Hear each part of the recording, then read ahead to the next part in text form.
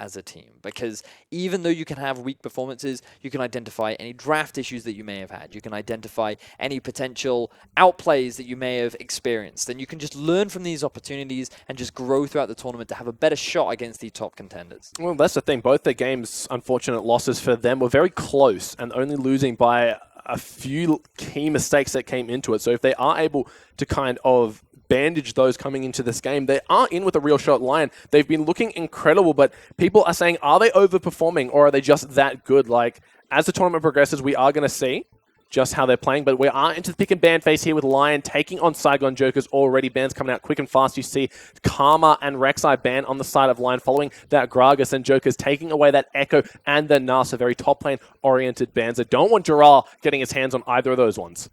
Interesting that Lyon have actually banned away a lot of junglers.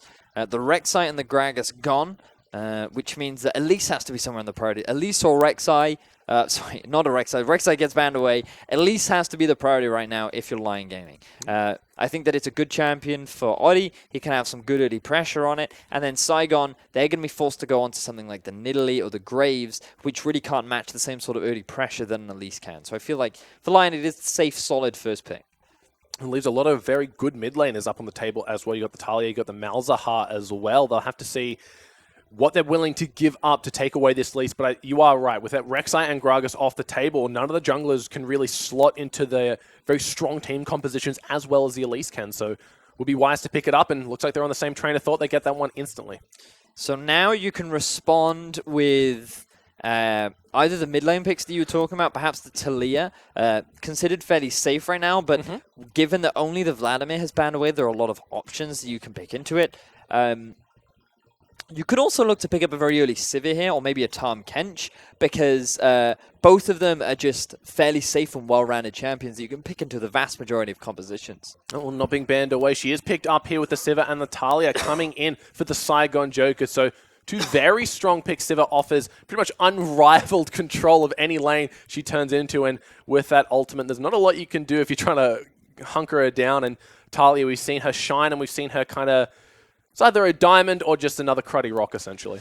Well, now if you're Lyon, I feel that Cassidy would actually be a very solid pick into the Talia and the Sivir as well. But you might not want to pick it on this rotation. It's a little bit risky. You could try and pick something up for top. Shen is still available, something that actually hasn't seen much prioritization, but is very well-rounded and can pick into a number of compositions. Alternatively, you could also look to pick your support right now. Something like a Braum would be pretty safe up against someone like the Sivir, because Sivir Braum is a very safe and well-rounded lane that's very risky to play against and doesn't really have many weaknesses. So picking up the disengaged form of Braum and also relatively strong laning could just be a very safe pick for Lyon. That's exactly what they're going to do here. They pick up that Braum in the support as well as the Gangplank, and when you look at the top lane bans that have been taken off the table, seems like a wise pick up here, so have to see what Saigon Jokers answer with.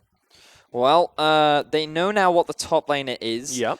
Unlikely that they're going to pick up the Shen. You typically want to try and go for something a little bit more aggressive to try and challenge the Gangplank. Aurelia's a little bit risky. You can. Early levels, you would have the advantage. Fiora would be reasonable. Other top laners that you could pick into, something like the Olaf, perhaps. There's quite a few things left available. But excuse me, because nope, I'm good. I thought I was going to sneeze. I've been there. I was like, wait, do I need to sneeze? No, I'm good. Right. That's why my train of thought was distracted. So if you're Saigon Joker, support and jungler are typically the best picks. You want to try and hold on to your top laner until you see the entire composition so you can pick around that. Well, looks like they go for that Hecarim in the jungle with so many banned away. We didn't see it work out too well for Tussle last game, but let's see if Han Yan can make it work a little better. Of course, getting themselves that Nami. So the second Nami consecutively picked here. Saigon Jokers getting themselves that one. The tidal waves were kind of a hit and miss. Sometimes they were very impactful, and other times it was just Magikarp, you splash. Tarek would have been the strongest support for the Saigon Jokers. Nami is just not the best support into Braum because of how effective his shield is against the tidal wave and how good his disengage is against, honestly, the Hecarim and the Nami. But now if you want to try and round out your composition for Lyon, Jhin could be a solid pick. A little bit. If you want to go for a bit more lane dominance, Lucian would also be a solid pick. would fit nicely with the Gangplank as well because the mid priority and how well that he synergizes with the Trinity Force spike if you go for the Black Cleaver Ghostblade build. And on top of that, if you're looking for mid lane, you could go for the Malzahar or Cassidy, or perhaps the Cassio that we have been seeing a lot of as well. There it is, a Cassio getting locked in immediately, and that Lucian is going to have a very easy time putting on the fancy feet, dodging away from those bubbles. Just have to deal with pretty much unavoidable damage that the Sivir brings to the table, as well as a Cassiopeia. We've seen it do quite well in the past throughout this tournament, so it's going to be the pick up against the Talia. Have to see how well he does, and right now Saigon hovering over that Aurelia with a lot of the kind of flavor top laners being banned away. Seems like that will be the go-to, and there it is. So this is a bit of a skill matchup. We can talk more about it once we actually get into game, but it's clearly something that Saigon Jokers want a little bit more comfort around. Definitely able to win out on the lane, but the problem is this Hecarim pick and his ability to actually add value to the lanes. Natural lane advantage down the bottom because of the range advantage. In the mid, early pressure will go towards the Talia, and so naturally you'd think that both junglers will look to try and get an early snowball in the top, because if the Gangplank gets ahead, he's going to snowball out of control. If the Aurelia gets ahead, she's going to snowball. It's a race to Trinity Force in the top lane. So both junglers' impact will be very integral, but when you match up the fact that you have an Elise versus Hecarim, you'd naturally just give the advantage over to the Elise. So I feel like the early game, that's where we're going to have to try. It looks like we've got another title fight up in the top lane between Jural and Ro. Jural has been playing so well this entire tournament long, whether he's on the Echo or the Gnar. This time, it will be the Gangplank, actually. So haven't seen him on that just yet, or maybe we have. I can't remember at the top of my head. There have been so many games we've been having to cover here. But his Gnar and the Echo really stands out to me the most. And going up against this Aurelia, we've seen how well he can do on that as well. So like you said, it's going to be a rush to that Trinity Force. Yeah, I'm excited. I think this will be a fun game. Lyon want to try and maintain their undefeated record. Remember that to get here, they were undefeated. They went 14-0. Impressive scoreline. To then qualify, and they're now 3-0. So far, throughout their competitive record, they're still doing incredibly well, yet to lose a game. And to go 7-0 into the international wildcard will be a great way to make your way into Worlds. Look, you're exactly right, and they're looking to do so right now. We have Lyon Gaming taking on the Saigon Jokers. Lyon completely undefeated so far, the only team to do so. And Lyon Gaming, Saigon Jokers actually the only team without a win, so both. Well, of course, Saigon looking for their first win. Lyon definitely not looking for their first loss, but looking to make that a solid 4-0. So let's have a look at the early laning phase. Remember what we talked about in the previous game. If you have the range support, you want to aim to interrupt your opponent's early camp, or at the very least, go for an early push. So this is what we're likely to see from Saigon. That's why you're getting the ward coming out from Lyon's bottom lane. Ideally for them, they want to try and get themselves the Krugs, or at the very least, they want to predict the invade coming out from Saigon and then punish them for trying to set that one up and getting an early push themselves. So early push is very important in the current meta because you have the standard lanes. Getting that early level 2 is a very big swing. But also note, the Hecarim is actually starting on the bottom half of his map, which will actually be a better setup for then ganking the top lane very early on. We'll have to see if he can swing that matchup into Ro's favor, because we saw how impactful top laners have been throughout this entire tournament, especially when they have something like the Aurelia. When Jural got ahead in one of his previous games, he was absolutely just dominating anyone that came into close proximity with him. So if Ro can kind of emulate that power, it should be a very easy time for him. But Gangplank, he's never truly behind. You can always ult across the map, and doesn't matter how weak you are, that ult is always going to be massive zoning potential, massive control. And I think that's the closest vote we've seen, and we're up to day 3, the last game. That's surprising. I am surprised that we're seeing a fan vote. Clearly some GPL fans, or Southeast Asia fans, sorry, are definitely in heavy favor of Saigon Jokers being able to pull out the win right now. As we do experience a very slight issue, which has now been very quickly resolved. Look, we have a great team here working round the clock to give us the best League of Legends action available. IWCQ. White Lotus is doing a good job of CSing here. He's almost up a wave over Celebrity, who, like you said, they didn't start a camp. So mid lane. He might be in a little bit of trouble. The worked ground. Going to have to flash out. There's Oddie, though. Can he get his fangs down to get this one? Gets the repel off in time. Does he have the flash available? No, he used the flash to get into range to save Saya. but already a blood brawl in the mid lane. My word, Warzone being able to come out ahead in the 1 versus 1, but now look at Hanyan trying to set up a gank in the top. A ward should very well spot him out, but here we go. Oh, there's a ghost immediately. He's going in full force, straight onto a barrel, knocks him out of it though. Jirel forced to flash in, try to get the movement speed, not going to happen, uses an orange, but it is definitely not K-Grow. Flashes in, but first blood going over to Hanyan, and this is already 3 minutes in. We've seen mid lane nearly die, we've seen top lane get a kill.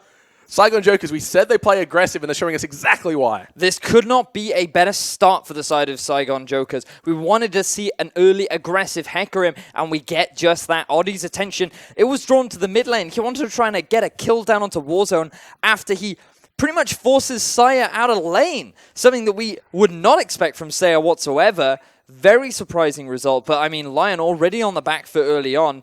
But now, if we move down to the bottom lane, definitely not going the way it should. Typically, you have a range advantage on the Nami, so you should be bullying this lane very much. But the power of Lucian, demonstrating that he will typically come out ahead in the 1v1. Very mindful of the fact that Arsa could just jump in. Now, Warzone. Oh, he's in trouble once again. Saya just picks that one up. A nice return gank from Oddie, realizing no ghost, no flash available. Easy kill for Warzone. Saya picks it up. Good setup from the side of Lyon. They realized that they made a bit of a misplay early on, but they could rectify that mistake with another gank. And honestly, this was the praise that we were providing Oddie early on. Very smart player. He wastes no time in setting up his mid laner for success. Very quickly rotates back around. The fact that Warzone is so low in terms of mobility when playing the Talia means that it's very easy to set up a gank, because White Lotus... Celebrity's going in, does pop the spell shield actually, but their sight's set onto Su. There's the cocoon, actually stuns him out. The concussive blows comes down too, forced to use the heal, exhausts down. Very, very low is Celebrity, but he survives with his life. But they get every single summoner spell out. Now Hanyan, he's trying to respond with a bit of aggression on his own, but...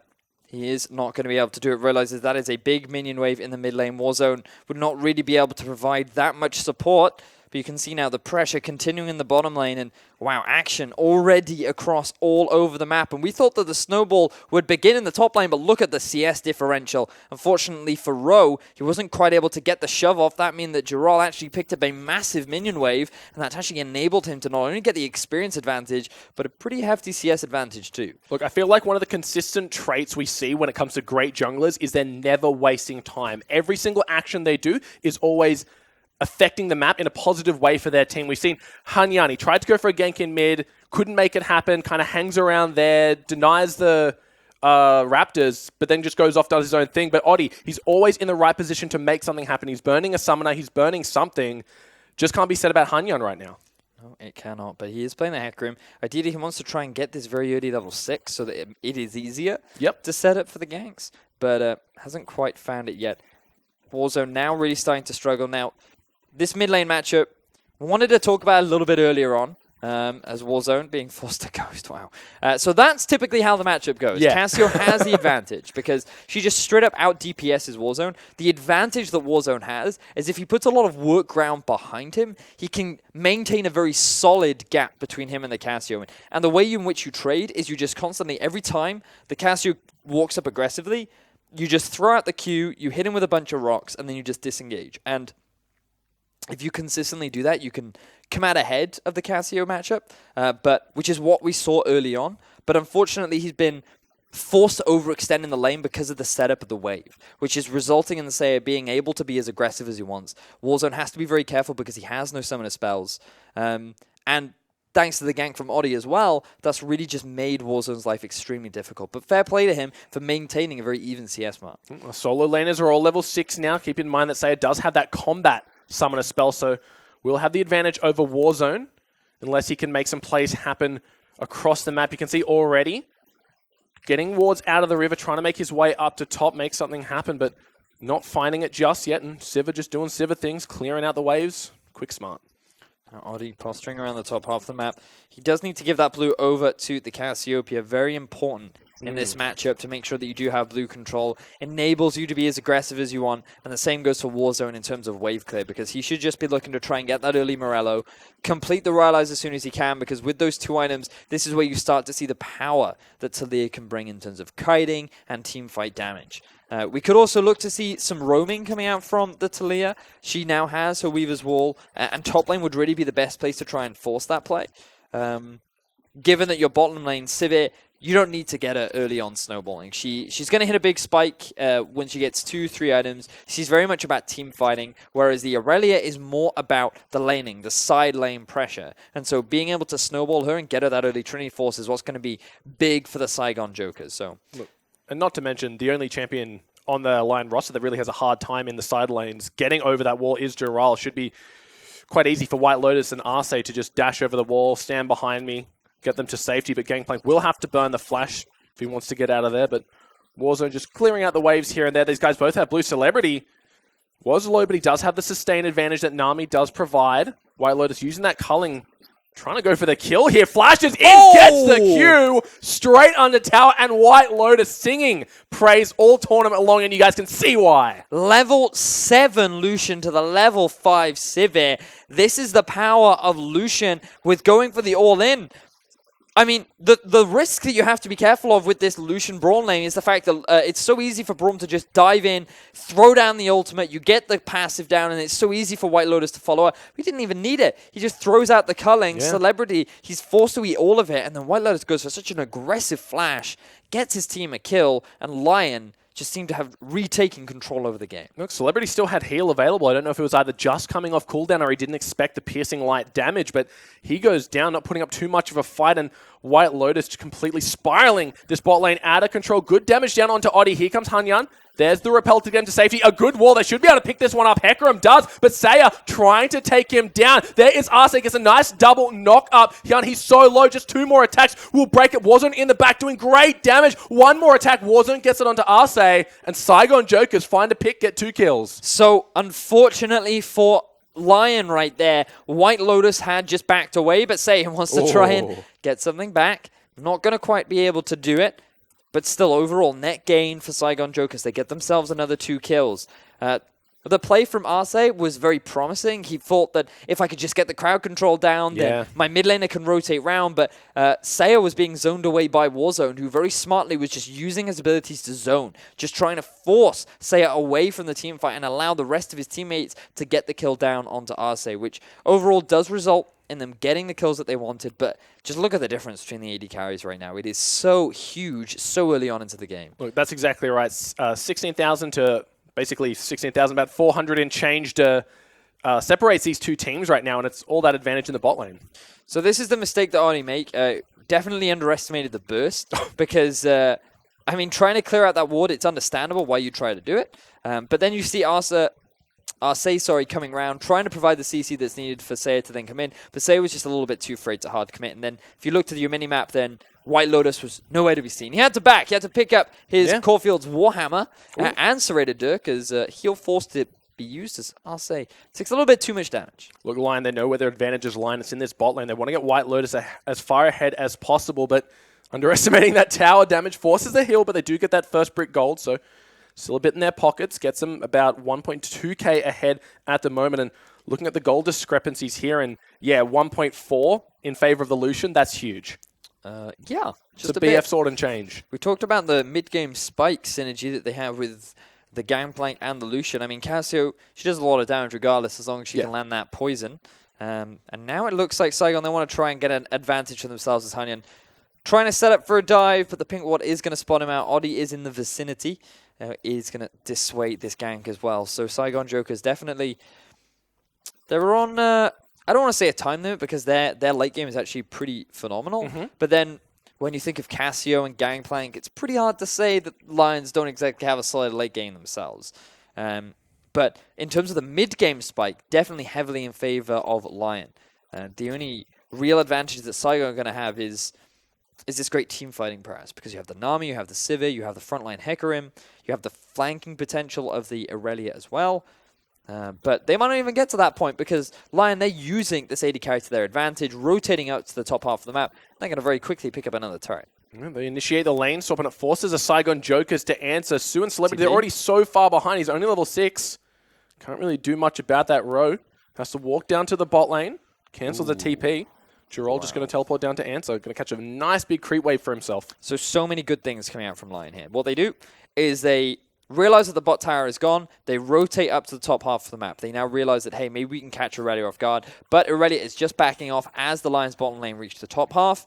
This means that they can try and force the play. They try and look for the tower, but Saigon Jokers read the play. They respond in kind. They keep the turret alive. And Ro actually uses his teleport to a ward that was behind them to try and scare Lyon off of the turret. It works, but that also allows Jirol to say, hey, if you're going to use your TP, I can use mine. So he TPs to the bottom half of the map, and he's able to soak up all this juicy farm as we now see the Weaver's Wall.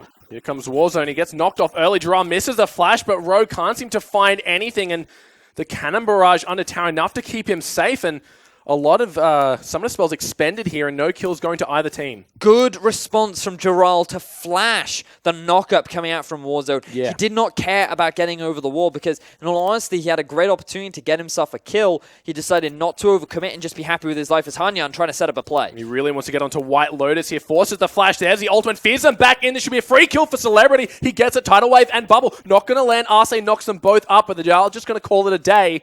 Back off and take some minions, maybe get some chip damage on the tower. Arce could have used his ultimate a little bit sooner, but he decided to hold on to it. Unfortunately, because of that, it resulted in Hanyan being able to get behind White Lotus and force the fear up towards his teammates. That's going to be a big shutdown bonus. That's going to allow Celebrity to close the gap ever so slightly, and now Saigon should be able to respond with a turn in kind.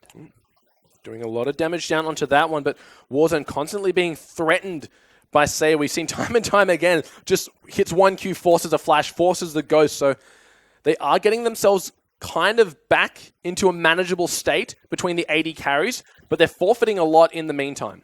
Now, where is Oddie is the question, because early on we saw him make good plays around the mid, but since then, after his death, he hasn't really done anything else on the map. He has now completed his first big jungle item, but when you compare the two junglers, Hanyan's been the guy that's been roaming around the map, and he could have completed his Trinity Force right now. He's 2-0-2. Instead, he decides to rush that early magic resistance to deal with the Elise and the Cassio. And Oddie hasn't really been able to set anything up for the rest of his team. He hasn't been playing around his strong side of the map. He hasn't looked to set up any more plays in the mid lane. And to be honest, the momentum that Lyon had built themselves up early on had definitely slowed down, even though they still hold on to the gold lead. Yeah, they get themselves another tower, so gets it about 1,000 and some. Nearing that 2,000 lead. But like you mentioned, Oddie, we praised his decision-making early on this game, but he's kind of just been a non-factor after the 10-minute mark or so. Like you mentioned, he died, had to go back, didn't really want to commit to anything, and it's all been on Hanyan. But back in this mid lane war zone, he's been forced under tower time and time again. It's allowed Saya to get a little bit of a lead here, and down in the bot row, just doing a good job of freezing that wave. He is behind about 25 to Jirol, sitting on 1-0, but they both have their Trinity Forces completed. Maybe looking to brawl for the Dragon. We haven't seen either team go for it, but it is a Cloud Drake, so it's understandable. Well, it's still an objective that both teams should look to try and play around. As I thought I saw the Nami ultimate come out then. It looks like she was just spamming laugh. Bit of an interesting setup if that would have been the case. But now Lyon rotating around to the mid lane. A final tier 1 turret that they want to try and pick themselves up. The setup for this is going to be difficult to take because when you look at the wave clear from the Talia and the Sivir, Lyon are probably going to be there for quite a while. Yeah. Given that Lucian does have a pretty short range, getting close to the turret is going to be a bit tricky for him, especially with the risk of this flank coming out from Hanyan. So the better play for them is to actually play around a lane that isn't Talia. Because of how good she is at clearing these waves. And Dragon could be a good way to force this. Remember the mid-game spike that we were talking about? Lucian completed the Ghost Blade. You also have the Morello done for the Cassiopeia and the Trinity Force. But it looks like the Saigon are actually going to be the ones to set this up. And, good use of the Talia wall to prevent Lyon from being able to try and contest. Look, of course, us with our God Vision, we know they're not even going to try for it, but it's still utilizing every advantage that your kit has to offer. So props to him. They're not going to be looking for any plays off to the sidelines anytime soon. So denies all potential at a steal from Lyon. And it looked like Lyon wanted to go for that mid lane tower. They saw the Sivir back, but without the appropriate vision, she's going to come back to lane. She's got herself a BF sword completed now, as well as the critical chance cloak. So she'll have a little bit of an advantage here. Honestly, she can start hitting them. I think that was a bit of a misplay from Lyon, simply because they they wanted to force a fight right Yeah. now. They're very strong right now. They're in a good position to try and set themselves up for success, and they didn't take advantage of it. The Cloud Drake would have been the objective that Saigon are most likely to try and fight them for, or at the very least draw Saigon into a position where Lyon could actually force a fight, and instead they choose to go back to not really pick up any significant items. They may have been sitting on a bit of gold, but look, I mean, all White Lotus did was pick himself up a Phage, so they missed a window of opportunity, and now Saigon are going to continue to be able to stall because Lyon can't push down this mid turret, especially with a Sivir and a Talia there. They can push these side lanes, but they're too afraid to commit to these tier 2s, and Rift Herald is really the only other objective they could try and set up for, but Saigon are very unlikely to try and contest that objective. They'll just give it away for free because in terms of dueling power, the Irelia has that ever so slight edge, especially at this point in the game. So honestly, Lyon just missed their one opportunity, and now they just have to be careful of the fact that Saigon do have a pretty good scaling comp. Looks like Oddie going to donate the blue buff over to Saya. Ro and Hanyan just holding hands right now, kind of predicting the dive, but Hanyan actually sticking around here. As we can see, going in on Chirel. There are a lot of barrels here. There's the ulti. Here comes the backup, though. Flashes over to try and hit the cocoon. Doesn't get it. Ro goes down. Now Hanyan gets exhausted. He is quite fast, so he should be able to get himself to safety. Here comes White Lotus. So that's 5 members strong for Lyon, and the wall not going to be enough to save Saigon Jokers. They try to force a play onto the gangplank, was just a little bit too overzealous. Saigon, you have a comp that doesn't need to force anything at this point. It's Lyon that needs to be the one trying to make these plays, and you're just giving them free kills. Sure, Lyon might lose a turret in the bottom lane, but they only care about this mid lane turret, and with this many members, they should be able to get it for themselves. Well, that's exactly right. Kind of playing into what Lyon want to do right now, and you've got to give them props for having all 5 members up in that top lane, kind of predicting here. As we saw, Saya did just get donated that blue buff, but they are going to go take control of this mid lane tower, take it down, and Baron spawning in 10 seconds. That means that the Rift Herald is going back to the Void now. So they won't have that neutral objective to fight over for quite a while, so might just be waiting on the next dragon spawn. We can see Jirel hitting a waypoint, a milestone rather, getting closer to that fully upgraded ship's cannon. Yep. I like cannons. I like gold, so Gangplank has everything. Speaking of everything right now, Sia, he might not have much. He's just riding the wave to victory. Is Ro. Can he get the stun down? It's going to the slow. Going to be enough. White Lotus immediately exhausted and can't seem to find anything. Maybe he's missed his opportunity, like he said. Only had that Phage on him for quite some time. Maybe waiting for that Black Cleaver before he goes for anything more. So Sia makes a bit of an oops. Oversteps in the mid lane. Allows Nami to just throw out the ultimate, cut off his escape route, and then Ro just comes in with the setup. I mean, he's a fast Irelia. Even with the tenacity changes, still considered very strong. And so that's how Warzone ends up burning his flash. Thanks for the replay. Say just being a little bit too aggressive. But it forced his flash out, which is why he wasn't able to escape earlier on. So that actual play, because it didn't net him anything, ends up costing him his death later on. We did it. We connected the dots. We connected the dots. We did it, Batman. But I feel like Warzone has only been using his summoners defensively. Every time we look, Saya walks up, Warzone goes, he flashes, he just runs away, runs scared, and hasn't really done too much. He did get a good skirmish off early on, when, of course, Oddie and Arce were over-aggressive. Warzone maybe in trouble. White Lotus just going to straight 100 to 0 him. Doesn't even get hurt until he walks over the pebbles there, but that's why you don't burn your flash at the side of a Cassiopeia. Oh, that was great. Yeah. Like, that is the definition of getting cold. I mean, that was truly outstanding. The movement speed of the workground was not enough. You have no dashes to escape it. Yeah. And honestly, White Lotus with the angles and everything, just fantastic setup. Now the miasma being used to try and zone away Saigon, as they are just barely able to keep that tier 2 alive. But it looks like Lyon, they don't want to give up on the pressure just yet. Forces the Irelia ult out as their wave clear was black and white screen there, just waiting to respawn. And could see that Arce was doing a great job of putting up the shield, defending all the minions to get maximum amount of damage possible. Sivir is top lane. Lyon could have tried to force this, but they like the disengage because they want to now set up for the dragon that's going to be spawning. It is the ocean, but it's still, again, that objective that you just want to try and take off the map. It's better for you to have it than your opponents, and it could also be a way to actually draw the enemy out, and then you can look to try and force the fight, which is what you want, what your composition wants to do at this point in the game. Just looking across some of the items that have been finished right now. 2 items done for the Lucian, level 13 to the level 11 Celebrity. He is actually on par of being the highest level in the game right now, which is pretty incredible for an AD carry at 22 minutes. 233 farm at 23 minutes as well. So White Lotus definitely having a great performance, something that you did mention earlier on. So a player that we needed to keep our eyes on, well, has definitely been doing a great job.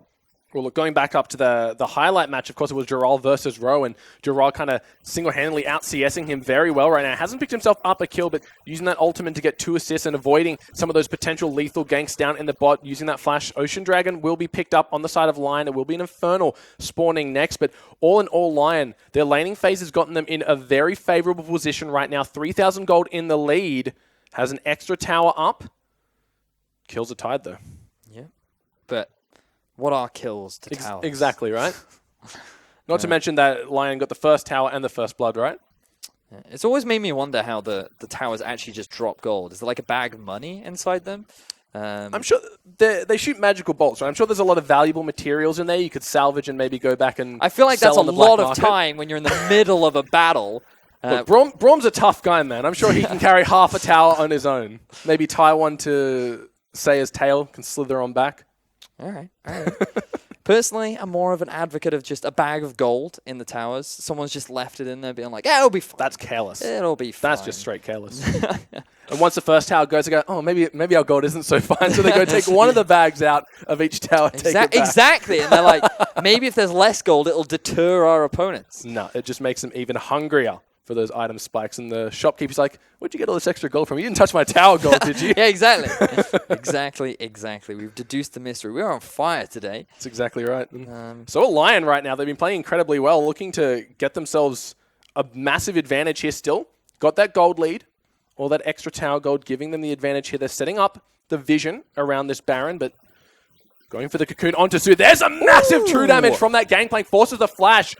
Can the Cull get him? Oh, going to get body blocked away here, but that's a lot of summoner spells and ultimates used just on the support. He gets himself to safety as well.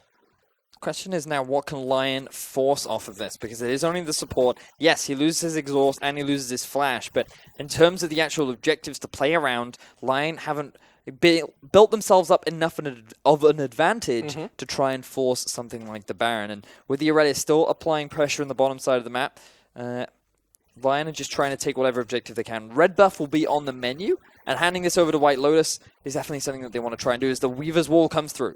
Do they want to block anyone off here? They might just go onto Saya, but he's able to flash himself to safety and does have that Petrifying Gaze available should they go for the Initiate. Not going to happen though, so Weaver's Wall for a flash.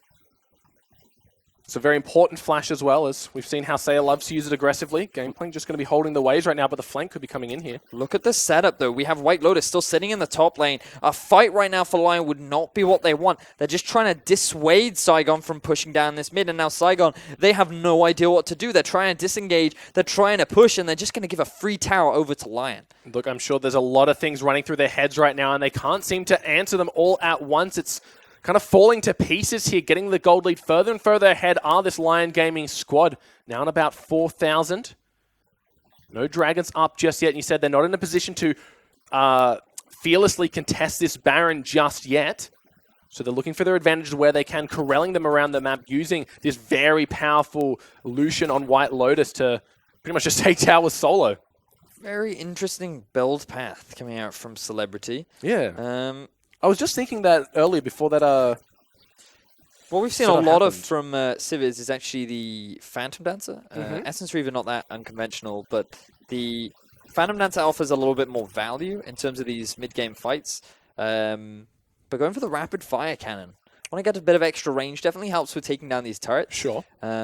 Also, if you can proc your W and land it onto a target when they're all grouped up, as now White Lotus flashing. Force a flash, but look at the stun coming out of Say. Hits 3 members of Cannon Barrage, completely stopping any of the potential engage. Hunyan, he's in the backline. He can't seem to fight White Lotus. He stays alive, and now it's all going to hell for Saigon Jokers. They do get 1, but they lose 3 in the process. The Repel comes up to safety. Here comes Durrell. He's looking for Warzone, but Warzone, he has so much zoning potential still left in him.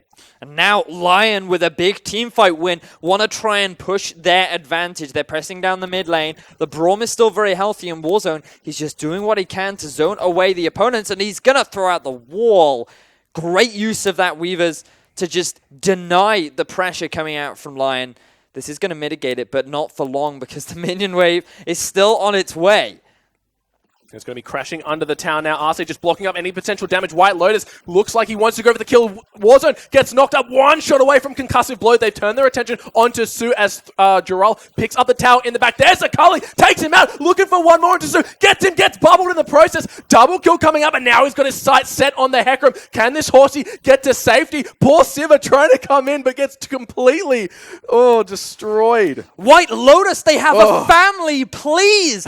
You are just going absolutely insane, and the pressure just seems to be unrelenting as Lyon look to take themselves another turret. Yeah, they are doing such a good job right now. Look at White Lotus, 612, 300 CS, putting the team in his backpack right now. We mentioned this guy's positioning and ability to catch people off with that culling has been on point all game long, and it's getting from bad to worse. 8,000 gold, a Lyon in the lead, and theoretically, they should be setting up for this Baron now. Oh, yeah. Lyon, their next objective is definitely going to be picking up that Baron. Dragon also spawning in about 30 seconds, but it looks like Ro is next on the menu. Oh, he's just going to get hit by that massive true damage proc of the Gangplank ulti, trying to turn it around, gets the stun onto Saya, but the petrifying gaze slow enough for Oddie to sink in the fangs and take him out. They get themselves another kill. Ro overextends in the mid lane, and this is just going to make the decision all the more easier for the side of Lyon Gaming. And they're not even giving us an opportunity to break down how that last fight even happened. Because bear in mind, this was a situation where Saigon just could not decide where they wanted to do.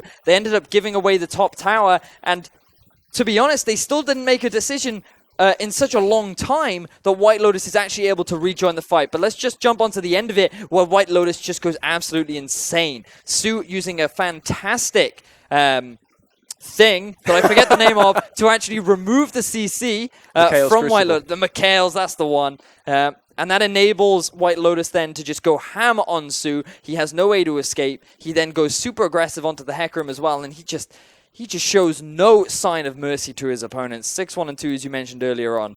But really how that all set up early on was just a matter of Hanyan overextending. He goes very deep into the backline. He thinks that with the Trinity Force, he has enough damage to be able to get a kill down onto White Lotus, but he's just kiting so well. He has great peel coming out from Arce. And then that just enables Jarrell to just get so much damage down, combined with Saya, who really got a fantastic ultimate off onto two big key members. So honestly, just a fantastic team fight coming out from Lyon. They said earlier on in an interview that they love to fight, and you can see why with such fantastically mechanical, proficient players. Look, Arce just been doing a great job. You mentioned this is why Braum is so good. Anyone that comes into the backline, all it takes is one auto, and then everyone has CC on that team. They are starting the Baron down to about 6,000 health. It is low. I don't even think Hanyan going to get there in time, and free Baron. Yep. That was just Baron for breakfast, really. Yeah. There was very little that Saigon could do to respond. They had the vision on it when it was about 40% health, and they just had to give it up. There was nothing they could do now. With Lyon having one Infernal Drake underneath their belt as well as a Baron, it's now really their game to lose. But we have to wonder how they're going to be able to break into the base of Saigon, because one thing they have to respect is the fact that Saigon have a fantastic team fighting composition. The Sivir and the Hecarim, very good at dealing with all these grouped up members. So if Lyon commit a little bit too much to one tower, there is always that potential of Saigon being able to get the collapse, being able to get that turnaround. So Lyon, let's see how well they're going to be able to break into the base. Well, White Lotus has got his Infinity Edge completed now, so if he wasn't dealing damage before, which he was, he's going to be dealing exponentially more amount. Oddie just going to be getting himself that blue buff. As I say, Saya comes over. Much better recipient of that one. Doesn't get it anyway. So, they do have the Baron buff. They are threatening the mid lane inhibitor here. Arce, that's a full combo coming out of Warzone, and it's doing about half his health. He only has one magic resistance item as well, so even with a Void Staff on the side of Ro, I was going to suggest he picks one of them up, but he's got one. Yeah. And Power of Braum. The power of Braum has completed the locket. And there's the Mikhail's Crucible ready and waiting for Tsu once again. Now, it looks like that the 1-4 is being set up by Lyon. They're just keeping the Gangplank in the bottom lane. 0, 1, and 7 so far. Cassio down. Well, I was just going to say, was that the sound of a Cassio ult? Tries to throw it out. Not going to pick anything up. But look at this. You can see Hanyan coming in for the flank. Yeah, he wants to go for this one. There's the onslaught of shadows into the backline. He's going to get stunned up immediately, even without the Cassie ult. They turn him to dust. Now, Rowe trying to get down on Josea, but White Lotus being the primary damage dealer now, Celebrity. He's left just watching his team fall into Crubbles and Sue. You're a fast fish, but not that fast. Sinks the teeth and takes him out. You could not have had a better setup if you are the Saigon Jokers, but Lyon just know how to respond, and they do so beautifully. With 5 members strong, only Celebrity left alive, I think Lyon are going to close out this game and maintain their perfect record. Oh, one more auto attack should do it. A massive 679 damage crit. Full Baron empowered minions in the top cannon to help them out. And with Dural, Saya, and White Lotus just dishing the damage out, they take down the first Nexus turret, take down the second. The Nexus now under fire. And here you have it, ladies and gentlemen. Lyon Gaming 4-0 undefeated by day number 3. Impressive. Well, Lyon, you are certainly putting on a good show so far. Saigon Jokers continue to go on without a win on the boards. Yep. Definitely struggles. Definitely show a little bit more this game. I was definitely impressed with Hanyan and how he set up the pressure in the top lane. In all honesty, the weakness there for Saigon was how they fell apart in the bottom lane. But also respect to Oddie for setting up that play, because remember that he did come in at around level 3, level 4. He was able to get himself the kill down in the bottom lane. White Lotus then very quickly snowballed off of that, especially getting himself the solo kill down onto that Sivir, going for the flash underneath the turret, and then he just maintained that aggression throughout the game, rotating into the top half of the map, in the mids, and just really a very, very impressive performance from White Lotus. Look, Lyon Gaming absolutely shining all tournament long so far. Day 3 completely undefeated. They still have a few tough opponents ahead of them. But playing like this, they shouldn't be too worried. They have to be beaming with confidence right now. And all throughout the game, it seemed like they were all on the same page. Never once did we think, why is he here? What is he doing there? They were always watching each other's back. Every time the Hecarim was in the backline, Braum just keeping him safe. White Lotus seemed like he was untouchable all game long. Thing is, I mean, when we saw this gang from Hecarim in the top half of the map, I felt like that things were going to heavily swing in their favor, but Lyon Gaming, they just respond in kind, punishing the fact that Saigon tried to force a play in the top side of the map. And I just remember us having this conversation where Saigon were in a situation where, honestly, they didn't need to try and force anything. And this was the fight that we wanted to see earlier on. Fantastic ultimate coming out from the Casio. Immediately forces the Aurelia back. Hanyan is overextended in the enemy base. White Lotus gets away on such a small amount of health. And even though Saya loses his life, you then get the great outplay coming out from White Lotus ever so slightly later on in this play, where he just goes to town on the members of Saigon Jokers and pretty much secures the victory for his team. Look, when I say it never seemed like any of them were out of position, just looking at a few of these replays, you can see that Rowe and Hanyan were constantly in these very questionable places on the map, and White Lotus, like you said, they have a family, man, please. And this final team fight from Saigon, honestly, the setup itself was promising. The flank coming in from the Hecarim was exactly what they needed to try and get themselves a team fight win. But at the end of the day, Lyon were just too far ahead. The positioning and overall outplay coming out from White Lotus and his support were just too much for the side of Saigon to handle. And then just to add insult to injury, they pick up another kill to round things out. And in all honesty, White Lotus was the celebrity in this game.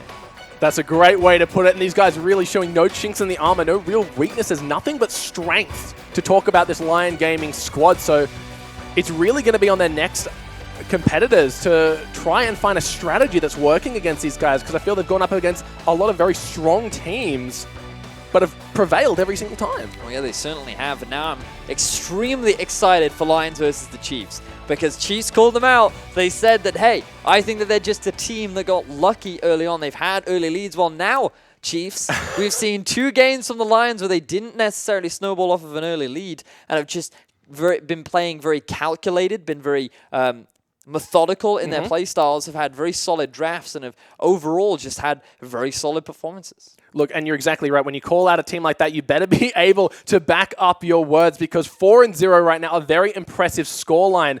like we said, they're really struggling to find out anything that teams can do with this. And looking at the MVP, who else but White Lotus? 9 kills, 1 death, 4 assists, and a heck of a lot of farm under his belt. Jarol was robbed. No, obviously I'm kidding.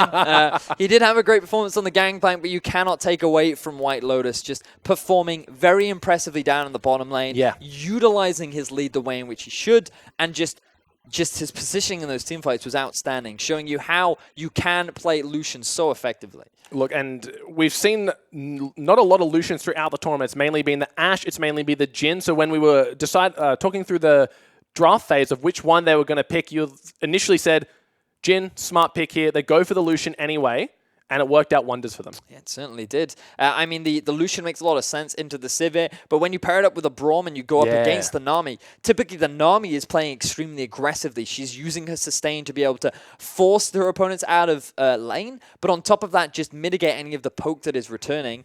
And then also Sivir has the push.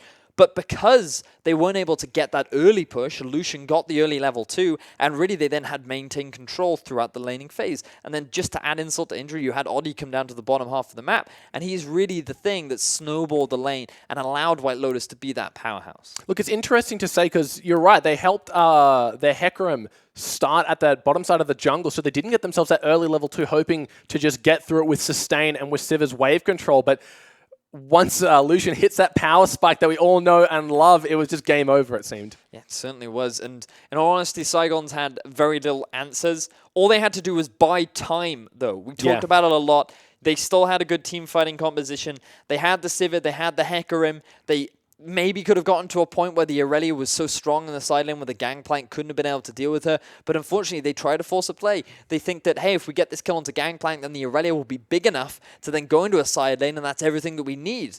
But the play just goes awry for them. They get absolutely nothing right. And then that really is where things just started to crumble for Saigon, and they had no way of clawing their way back into the game. Look, and not to mention, it was a pretty miserable time for poor Warzone in the mid. Every single time that Saya kind of stepped forward, slithered forward, he's forced to either ghost or flash to safety. So we never really saw that Weaver's Wall come into effect. We saw it once in the bot lane, didn't result in a kill. Then every other time it was either helping them secure Dragon or defending a tower for a few seconds. But that's not really where Talia's level 6 strengths lie. Yeah, her ability to roam is very powerful, and we didn't see it this game. Because you can just shove up against the Cassio. Yes, she has a lot of kill pressure in the lane, which we did see multiple times throughout the laning phase, but she can't really just stop you from doing what you do so well, which is this wave clear. And they could have looked to set up a play top. They could have even looked to set up a play bot. They never take advantage of it, and then as a result, this Talia pick just doesn't really come into fruition. And this is one of the risks that you do have if you try to pick it very early on, because there are so many mid laners that were available for the counter pick. Look, and speaking of the champions that were available, we saw a Hecarim and a Nami in this game. So 2 of the first times we've seen them throughout the tournament, this time both on the same team. Do you think Nami is kind of the go-to when either the Karma or you're not feeling confident on the Bard? I feel like that when you look at the things that were banned away, Taric would have been a very solid pick here. I mean, when you think about the mid-game power that this composition has, the Gangplank, the Lucian, the Cassio, when this team hard engages onto you, you can just throw out the Taric ult, you buy a lot of time. The duration is very similar to that of the duration of the Gangplank ultimate. The Lucian damage is heavily mitigated, which enables the Sivir to position in a way where she can get her massive teamfight damage off, and instead they try to go for lane dominance with the Nami. She doesn't have the same sort of mid-game prowess that these other melee supports do, and then you saw what happens because she just offered very little. There was very little that she was just able to impact these mid-game fights, and it's just a risk. We saw it happen earlier on in the day, where with the Ezreal Nami, yes, that's where you get the lane dominance, and that's where you snowball it into a victory. But if you don't get that lane dominance, and in fact, if you allow your other AD to snowball into success, then champions like the Braum just become so much more successful. And this is just the risk you take. I was not a fan of the Nami pick, and in all honesty, like, I mean, the draft started well. Talia Sivir, very well-rounded, very safe. You can get away with a lot of things. The response from Lyon to deny the Braum, I like it. You could then rotate into a Taric. You could pick obviously a lot of junglers were banned, but even the Graves would have made a lot of sense. And then you could have just picked something tanky top. You could have gone for something like a Shen. Yeah. Not necessarily the best into a Gangplank, but it's not the worst. You can have the Shen in the top. You then have a Taric support. You have a damage dealer in Graves and Sivir for these mid and late game fights. And then you have Talia for the zoning, for the zone controlling kite power. And so that would have been a stronger comp that would have done so much better into this lineup coming out from Lyon. But they sort of tunneled themselves going for this Hecarim and going for the Nami, which I just personally was not a fan of. Look, and let me ask you this. What's scarier than an invulnerable Hecarim with a Shen riding him into the backline? That could have been wonders for these guys. It certainly could have been. I mean, the combo has been well known throughout the world. LCK, Europe, just that submarine setup where you have the Hecarim to just dive into the backline. Just really impressive overall. Look, and once again, we're going to send it over to Hingers with an interview with Lyon Gamers' undefeated team. That, guys, I'm now joined by Odi from Lyon Gaming, who have now gone 4-0. How do you feel being top of the table? Ahora ustedes que llevan 4-0, ¿cómo se siente estar en el tope de la competencia? La verdad se siente muy bien. No sabía que íbamos a llegar tan lejos. Pensaba que al menos iba a ser dos victorias y 2 derrotas, pero pues hemos trabajado muy duro y pues estamos ganando todo ahorita. It feels awesome. They didn't think they would win all of this, but actually half of it. So they trust they will keep on going well. Excellent. Were you guys surprised about the composition the other team let you get? Were you surprised they didn't ban out Lucian for that game? ¿Hubo alguna sorpresa en relación a la composición del otro equipo? Por ejemplo, no banear a Lucian, ¿podrían haberlo hecho? No creo que Lucian sea un ban, pero siento que no hemos jugado muy buenos matchups en bot lane. Pero la verdad me sorprendió mucho el pick de Hecarim. No lo tengo muy bien como que pensado que pudieran haberlo jugado. Pero se dio que nuestra bone estuvo muy fuerte, tuvimos un GP muy sólido y casi pues así de destrozos. He actually thinks that banning Lucian was not something he thought it would happen. They have been doing well on the bot lane. What mostly surprised him was actually picking Hecarim on the other side. It was a bit unexpected, so to say, but they're having a strong bot lane, so they think it's good. Earlier today, we spoke to the Chiefs, who you haven't played yet, and they described you guys as quote lacking macro play. Do you feel like you'll be able to beat them when you play them in the rest of the tournament? Hoy les hablaron a Chiefs, que ustedes todavía no han enfrentado, y ellos han dicho que ustedes no tienen como macro play, como una visión más amplia del juego. ¿Qué piensas de esto? Bueno, creo que se equivocan.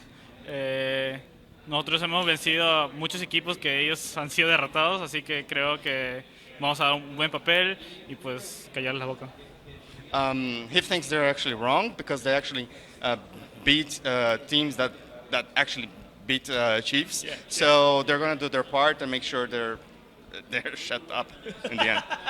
Excellent. Thank you so much for the time. Congratulations on the win and being top of the table. And that's all from us. We'll send it back to you guys in the studio.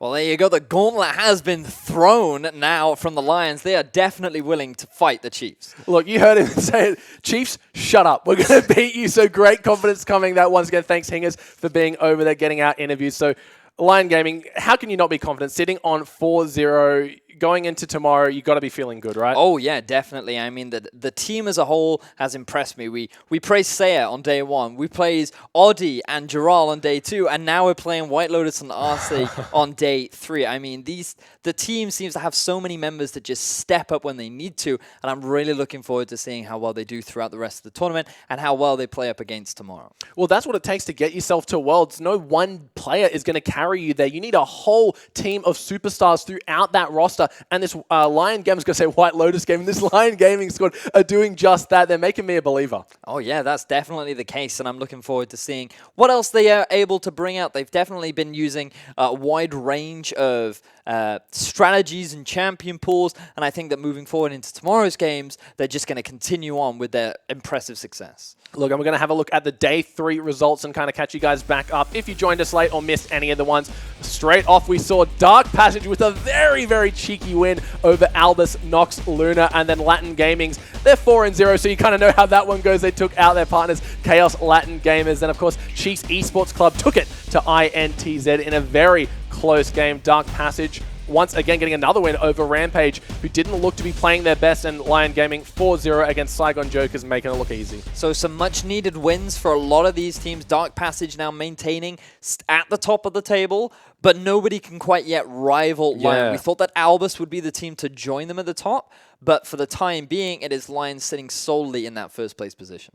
Yeah, no one's really been able to do anything about it. We talk about the top of the ladder. Let's have a look at the standings and kind of brief you guys there. There they are standing, the one and true number one. It's Lyon sitting on 4-0, while Chiefs and Dark Passage both on 3-1. Then rounding out the middle, it is ANX and INTZ. 2 wins apiece, but 2 losses for INTZ. Rampage picked up their first win in day 1, went winless throughout the next 2, and Saigon Jokers and KMV sitting all the way at the bottom, still hungry for that first win of the tournament. So you can really see some gaps starting to develop now between the teams as we're about the halfway mark within this tournament. So it is really important that moving forward, these teams at the bottom end are able to pick up some kind of wins, because it is certainly going to be an uphill battle moving forward. You want to try and net yourself the top 4, but when you look at the competition, it's definitely going to be a struggle. Look, that's exactly right. The competition's heated up, and it's heated up hot. Everyone been playing superbly. Of course, even in some of the losses, Saigon Jokers as well as the Chaos Latin Gamers both looked quite strong and had shown promise, but unfortunately just a few little mistakes that end up snowballing the game completely out of their control. They got to go into these next games thinking of how can we kind of put a Band-Aid on this. They certainly have. And I mean, when we look forward to tomorrow's schedule, we do have to wonder whether or not things are going to get easier for them, or if they're still going to be going up against these top-ended teams that can really punish you for making these small mistakes. Look, and there's a lot of strong teams. And speaking of tomorrow's schedule, we're going to get that up for you guys, so you know exactly what you'll be seeing. Rampage taking on KMV. Once again, KMV still really looking for that first win. Then a massive title fight. You heard the interview. They want Chiefs to shut the hell up. Chiefs think they're overrated as Chiefs taking on Lyon Gaming game number 2. Then Albus Nox Luna will be taking it to Chaos Latin in game number 3. INTZ and Dark Passage going to be having a good game. Then to round us off tomorrow will be Saigon Jokers taking on Albus Nox Luna. So a lot of exciting games tomorrow. Chaos Latin Gamers have 2 games, which means that tomorrow is going to be a massive day. They have to make sure that they can net as many wins as they can.